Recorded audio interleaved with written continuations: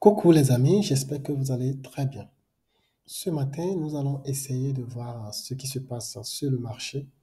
On a eu quand même beaucoup de choses qui se sont passées au cours des jours ainsi déroulés. Et donc, nous allons essayer de parcourir quelques parités que j'ai l'habitude de trader. Si vous avez des paires, n'hésitez pas à les laisser dans les commentaires. Comme ça, nous allons les analyser ensemble dans les prochaines vidéos. Et donc, j'enregistre directement depuis TradingView et donc, je n'utilise aucun logiciel au cas où vous avez ce problème de son, parfois qui monte et qui descend. Donc, ce n'est pas de ma faute. Excusez-moi. Et donc, ici, je suis sur le gold parce que le gold, il est en train de faire quand même quelque chose de très intéressant. Je peux venir par exemple en weekly. En weekly, on remarque que la bougie de la semaine dernière avait fermé haussier tout en nous faisant de grosses pressions haussières. On voyait ça. Mais ici également une pression baissière. Donc la bougie était une bougie d'indécision.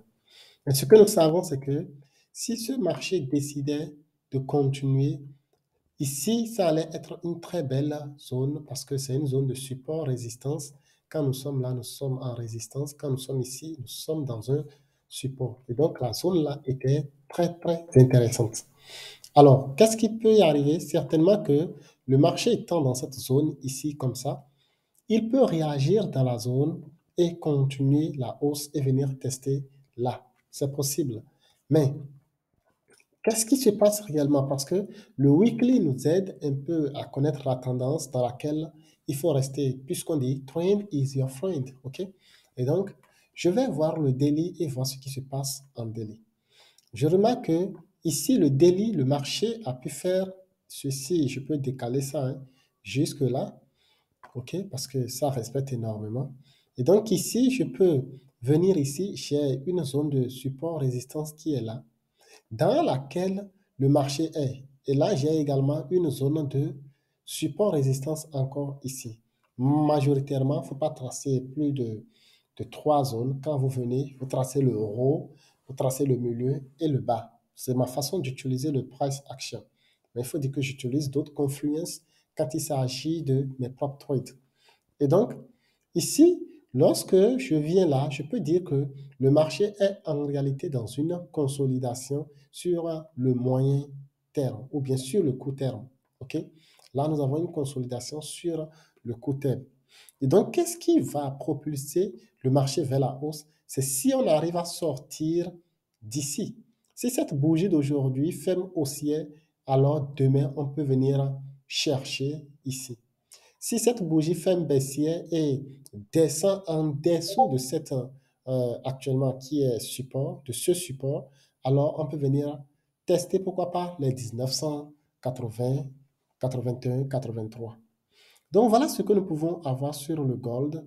Jusque-là, nous n'avons pas quelque chose de très clair, mais si nous passons sur le 4 heures, on remarque clairement que le gold est en pleine consolidation. Je peux tracer ici un rectangle comme ça. Et donc, sur le 4, il faut attendre que le marché, il sorte par le haut. Vous voyez là, notre support résistance qu'on avait tracé ici. Et donc, s'il sort par le haut, il peut venir tester le pic précédent qui est là, le all high time que le marché avait créé. Et donc, si le marché casse, il peut venir tester là. S'il ne casse, il casse vers le bas, il peut venir tester ici le low précédent. Et donc ça, c'est ce que le gold peut faire. Mais actuellement, à moins que vous vouliez faire du scalping sur le 15 minutes, vous auriez pu prendre quand même quelque chose à l'intérieur après la sortie de cette consolidation. Nous remarquons que le gold allait faire ici une très belle consolidation et donc le gold est sorti de cette consolidation. Probabilité est très forte que le gold continue pour venir tester par exemple cette zone de support-résistance que le marché a fait à ce niveau ici. Si vous voulez apprendre ma façon d'analyser le marché, vous pouvez toujours vous abonner à ma chaîne. N'hésitez pas à rejoindre mon groupe Telegram. J'y envoie souvent des analyses. J'y organise aussi des formations gratuites. Et donc, on peut prendre ce petit trade-là pour venir tester ici les 2028. OK? Nous allons voir d'autres parités comme le euro USD et le GBP USD et voir ce qui se passe avec ces parités-là. Quand je viens sur ça, en weekly, je remarque que EURUSD est clairement orienté à la hausse, ok? Mais seulement qu'il avait, par exemple, là, cassé une zone, on pouvait tracer notre trendline. Il a cassé notre trendline tout en violant, ok? La loi des trendlines, la loi de dos. Après cela, le marché est venu est en train de former un double top. Vous voyez ça? A fait un double top là. Alors même que la bougie de la semaine en cours n'a même pas encore fait la mèche du bas. Pas encore. Et donc là, moi, je peux dire, oh, aujourd'hui nous sommes mercredi. Ce qui est sûr, entre demain et après-demain, le marché peut se décider. Nous voyons ici clairement que notre double top est bien validé ici. Et donc là, où est la zone prochaine que le marché peut venir tester?